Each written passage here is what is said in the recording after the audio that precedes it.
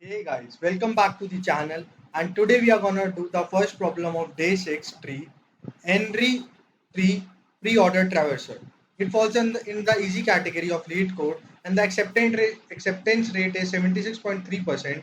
I've already completed this, but I will do it again to show you how this works. Now let's move on to the problem statement once it's visible. So given the root of an in-ary tree, return the pre-order traversal of its node value. Entry tree input serialization is represented in the level order traversal. Each group of children is represented by a null value. Is separated by a null value. See in the examples. So we are given a tree like 1. Its child are 3, 2 and 4, and 3 child are 5 and 6. In the input array, 1 is separated by null, and then 3 to 4 its child, then null, then child of 3, and similarly the array would continue if there were more nodes.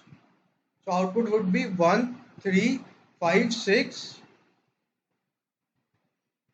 2, 4. So we have to do a pre-order traversal of the Henry array.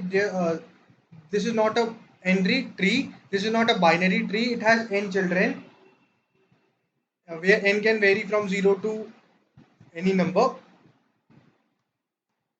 So this is the second example. I'm going to dry run my code on this, and let me first write down the code. So we first of all we need to store the uh, answer in a vector. So we will make a vector answer. It would be an empty vector in the starting. Then we will call a function solve to basically uh, give the vector which we need, and then we will pass the answer vector to it and root of the tree, and then we will return answer. We will the function type of solve would be void, and its one parameter will be node root, and another parameter would be vector int answer, and answer would be passed by reference rather than by value. If if the root node is null, then we will return. If if the root node is null, that root doesn't exist, then we will return from the function. If it exists, then we are doing a pre-order traversal, so we are just gonna put the value of the root node in the answer array.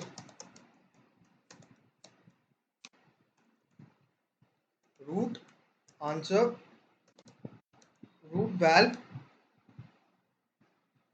and after that we are gonna traverse the whole children of the every child of the the root node which is given to us in the function call.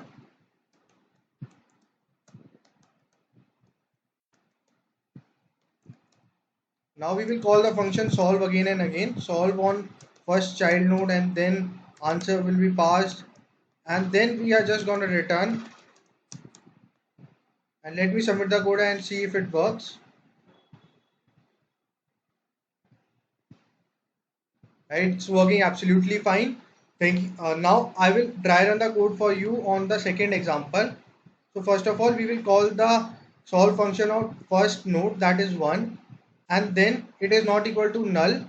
So we will push the value of value 1 into the answer array, and you can see answer is passed by reference, not by value. So a single answer will be created after traversing the all nodes, and the children of root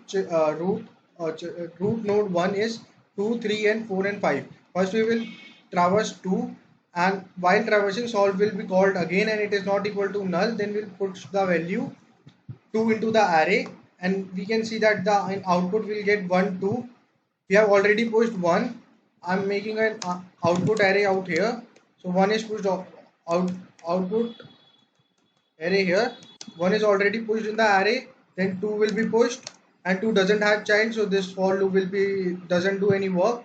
And after that 3 will be 3 solve on 3 3 will be pushed to the 3 solve 3 comma answer will be called, and we will push 3 into the vector, and for its children we will again solve the again call the solve function. 6 and 7, 6 doesn't has any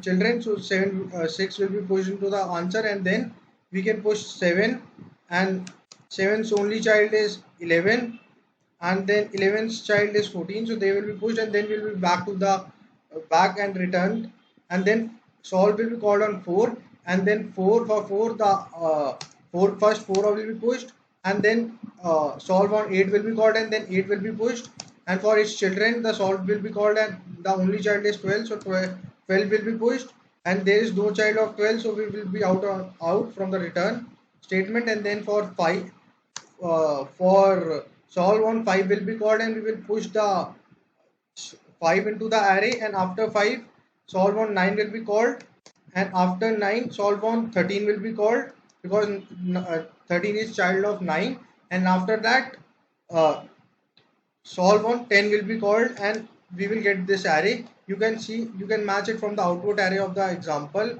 given by Leetcode. It is same as it is. So I've also dry run the code for you. Thank you for watching my video. Do like and subscribe my channel.